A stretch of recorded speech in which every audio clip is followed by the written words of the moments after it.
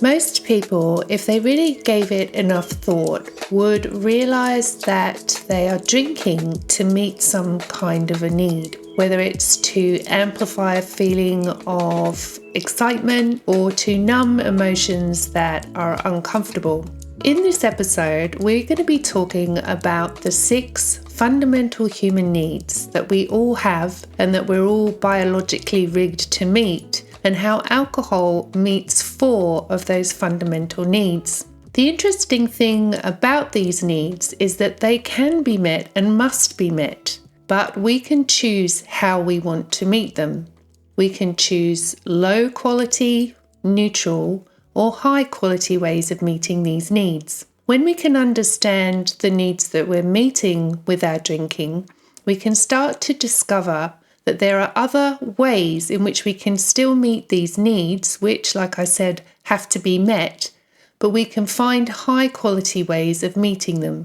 When we really understand that, there is a really powerful way that we can use to start to remove alcohol in a way that doesn't cause as much stress and anxiety, because our needs are still being met. They're just being met in higher quality ways. My name is Sarah Connolly, and I'm one of the coaches in the Alcohol-Free Lifestyle program. One of the pieces that we cover in the program is to look at our clients' fundamental needs and how they can meet them and remove alcohol.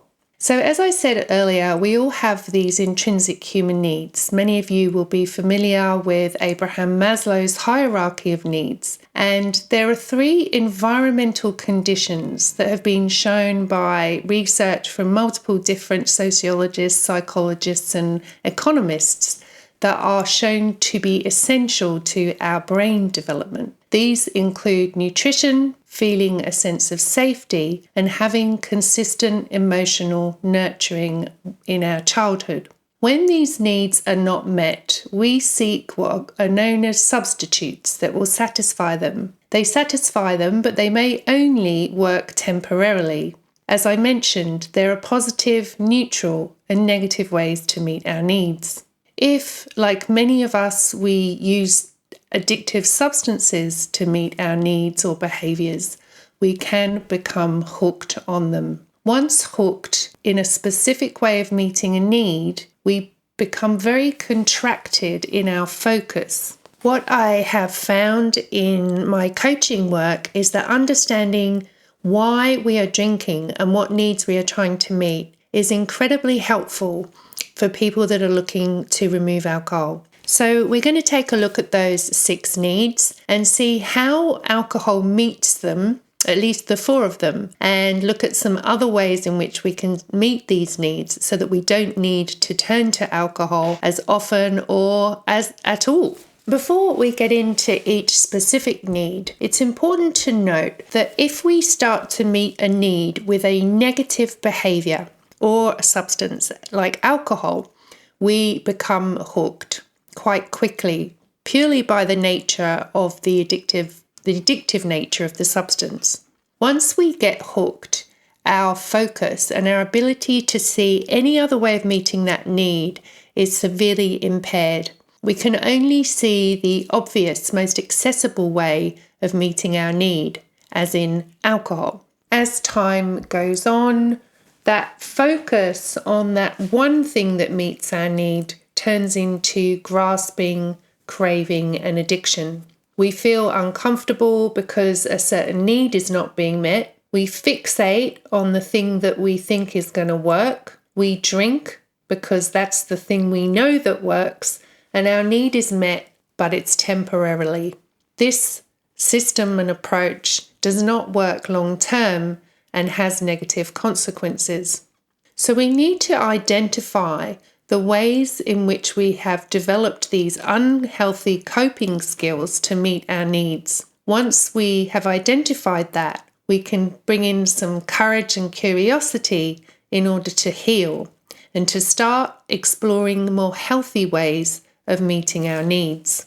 Abraham Maslow, Manfred Max Neef, Marshall Rosenberg, and Tony Robbins all identified certain fundamental human needs, The ones that I'm going to focus on today were summarized by Tony Robbins into 6 fundamental human needs. The first is certainty. We need to feel a sense of safety, security, and that we are somehow protected. We also have the need for variety, which is the need to have adventure, excitement, unpredictability. Human beings also need to feel significant. We need to feel that we're important and that we are valued. And we also need to have connection and love. This is a huge part of our human makeup. We need to feel like we are part of a group, of a tribe, that we are with people that understand us and that with people that actually love us. And we also need to feel loved and connected to others. These are the top 4 needs. Now, Maslow talks about what one can be, one must be. And this speaks to the last 2 human needs. All of the experts and research shows that if we really want to live a life that fulfills our full potential, we must also meet the last 2 needs. Growth, to feel that we are growing, progressing, and improving in life, and contribution, meaning to be of service to others and to feel like there is something more than just our own life that we should be considering.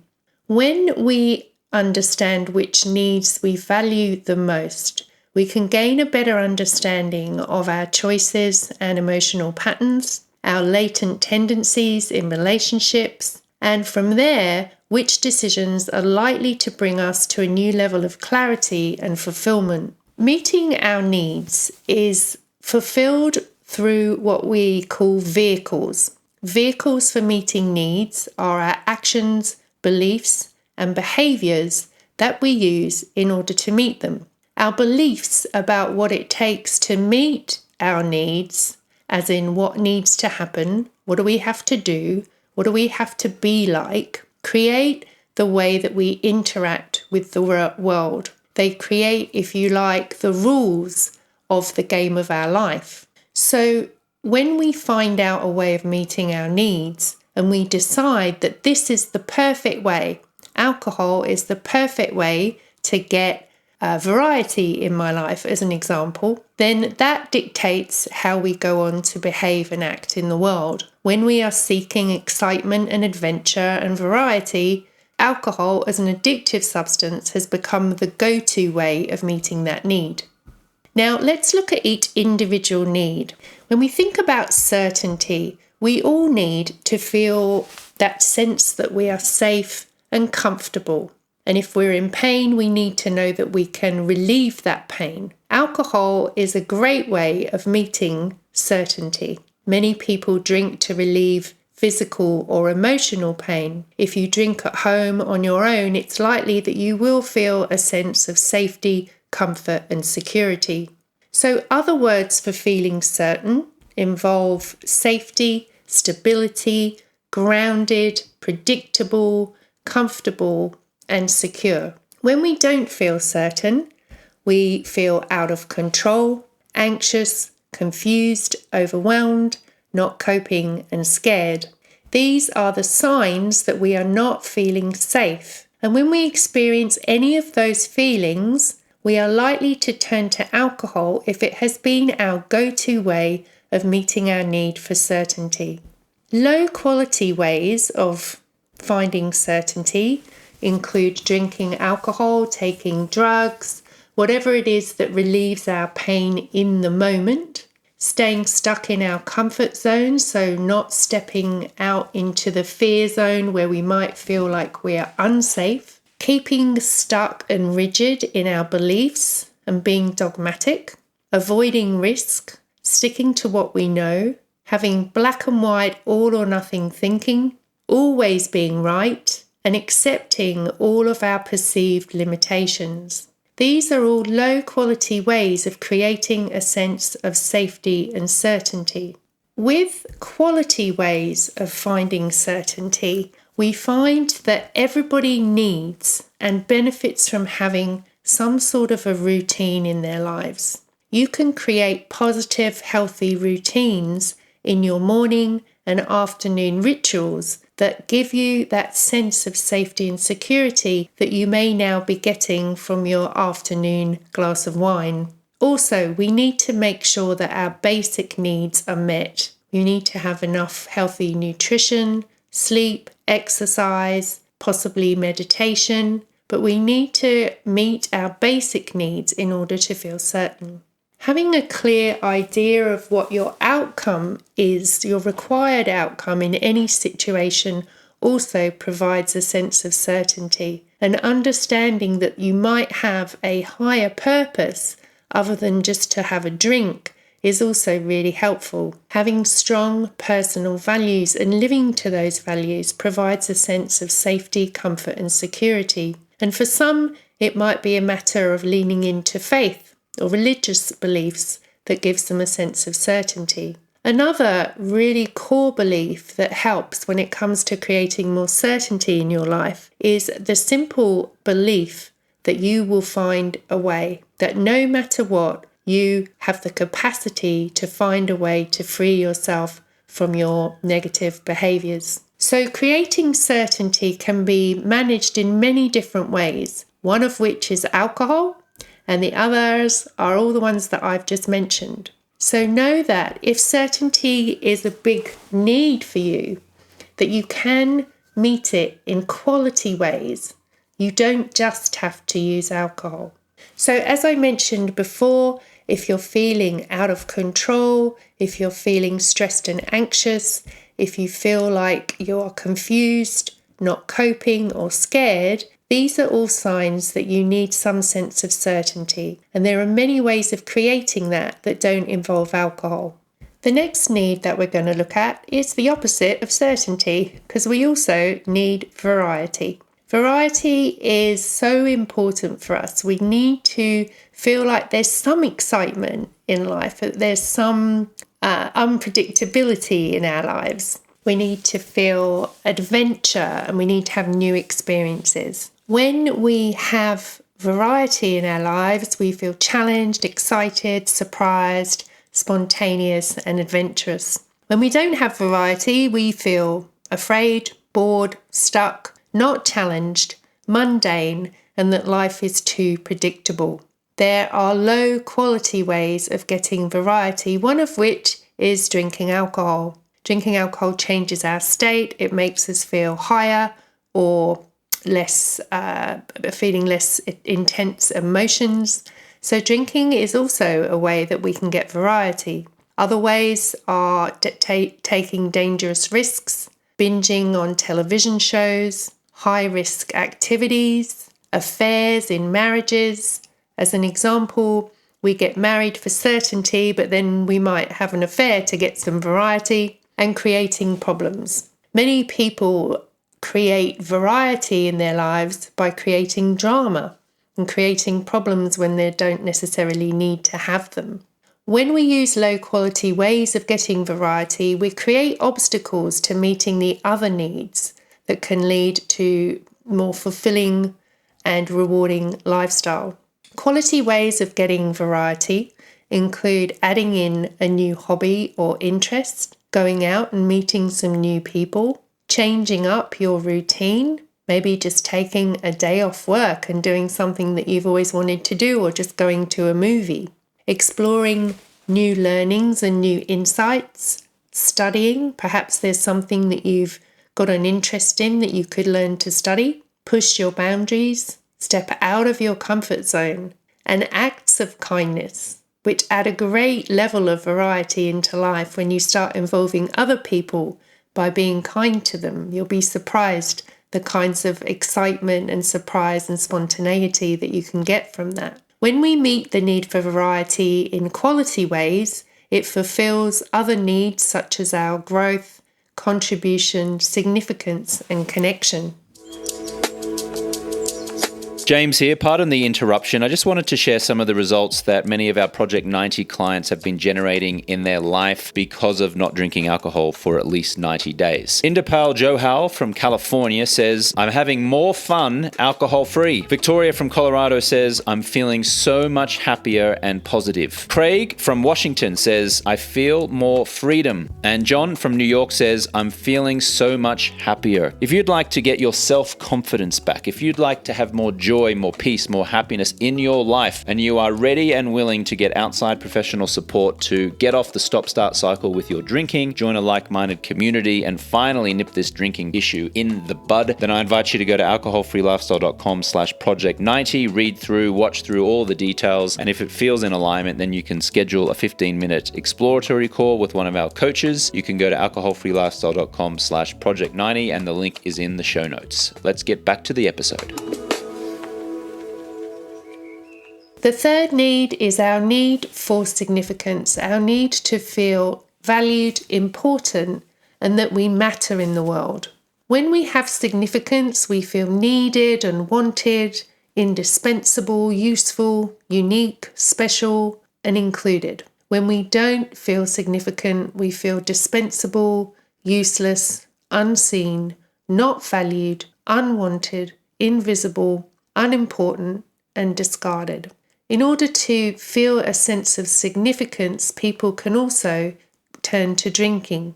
Drinking can provide significance in a multitude of ways, including being the wine expert in the room, the person that gets the party going, the party girl or party guy, the one who can drink people under the table. Drinking can provide a sense of significance for people, as can judging others, controlling, bullying, putting other people down, attention-seeking, striving for material success to prove your significance, seeing the differences in others and not the similarities and making your way right, perfectionism, and overly high expectations, which can all hinder connection with others and personal growth. Quality ways of getting significance include raising your standards. There's a difference between having high expectations and being a perfectionist than having high standards. The difference being that when you have high standards,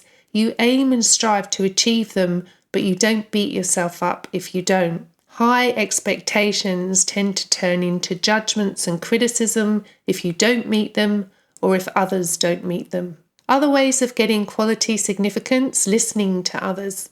Letting others know that you are there and that you are listening will give you a sense of being indispensable, valued, and important. Collaborating and participating in groups and teams, having goals and taking actions, being a team player, and being an inspiring leader. These are all quality ways of getting all the things that you need in terms of feeling valued, important, and that you matter. The fourth need, the top four, is love and connection. All human beings need to feel loved and connected to others in order to thrive. When we have connection, we feel passion and unity, mutual understanding, we feel supported, we feel warmth and desire, we feel we are valued and nurtured and cared for. When there is no connection, we feel lonely and isolated, outcast, disconnected, and excluded. Needless to say, many people turn to alcohol to relieve feelings of loneliness and disconnection. In fact, it is often said that the opposite of addiction is connection. So, low-quality ways of getting connection include, as I've mentioned, drinking. Many people will find that they feel that they need alcohol in order to have connection with their spouse or their friends or their family. Drinking can also be a way of connecting to ourselves when we drink alone, feeling like we're having this experience with ourselves as a deep connection. We can feel that when we're sitting at home drinking on our own, that we are connecting with ourselves, that we're having time, quality time alone, when in fact all we're doing is drinking and numbing out. Other negative ways of getting connection and love is when we give to receive, so when we give with an agenda. Often as well, people can be seen to be creating drama, problems or sickness as a way of getting connection. And we can often see this in people as they get older and perhaps their bodies are starting to break down, that they become fixated on their problems and their sickness and will contact other people to share about this in an order of a way to create connection. Other ways include guilt tripping other people, people pleasing, so doing whatever anybody wants just to get love and connection, being dependent on others' love, on outer love, putting ourselves down and limiting our potential in order to keep connected to people in our tribe for fear that if we actually reached our potential, we would no longer be loved and connected. Positive ways of getting love and connection include being kind to others, giving with no agenda, actively listening to other people, sharing our own stories and being vulnerable, communicating authentically, and these all fulfill other needs such as growth, contribution, and significance. In the work that Tony Robbins did in the 6 Human Needs, he suggests that any 3 human needs that are met at a high level, either with a low, neutral or quality way of meeting the need, will in effect become an addiction. As we've seen, alcohol meets those top 4 fundamental human needs, albeit in a low quality way. So it's not surprising that so many people turn to alcohol to meet these needs. It's easy, it's accessible, and it's socially acceptable. However, it is a low quality way of meeting the needs, and it does nothing to contribute to the top 2 needs that we all need to meet if we want to reach our true potential. The first need here is growth. If we really want to grow and learn and progress and thrive in life, we need to make a commitment to personal growth. This is the need to feel that we are growing, progressing, improving, and moving forward. We all need to develop intellectually, emotionally, and spiritually if we want to self-actualize. When we are not growing, we feel stuck and bored and unfulfilled and unempowered, like we're cruising or plodding along in life. When we do experience growth, we feel a sense of expansion, learning, fulfillment, challenge, empowerment, self-improvement, and satisfaction. There are really no low-quality ways of getting personal growth, but there are many ways, quality ways, in which we can grow as human beings. Simply put, things like exercise obviously help us grow and challenge us, studying and learning something new, listening to audiobooks and talks on subjects that we're interested in, hiring a mentor or a coach to identify our blind spots and help us grow, giving to others, being generous and kind to other people. All of these things help us grow as individuals. And this need is certainly not met by drinking. And the final need is contribution. When we're drinking, we tend to have a very self-focus. We seem to be quite selfish and self-absorbed, especially if we've got to the stage where we're thinking about drinking for a lot of the time. It will take up our thoughts and behaviours and actions and places that we go and people that we spend time with, and events that we attend or don't attend, all driven by our desire to drink. When we are not contributing, we are selfish and self-absorbed. We have a very limited point of view based on our own experiences and reference points. We lack purpose, and we are not living a fulfilled life. When we are contributing, we are sharing, we are open, we are giving, we are loving, we are helping. We are interacting with other people, we are supporting, we're inspiring others, and we can become a positive agent for change. Quality ways of contributing is when we are giving and sharing. We are guiding and inspiring. We are moving beyond our own needs and listening to what others need so that we can help other people meet their needs too. We can teach, we can educate, and we can generally take a caring approach to everybody else in our lives. What's interesting is that when we're in a mindset of contribution, there is a certain freedom that we experience because we are not solely focused on our own needs. Once we take the focus off ourselves, we find that there is so much more out there for us to occupy ourselves with, to occupy our minds, our bodies, our spirits.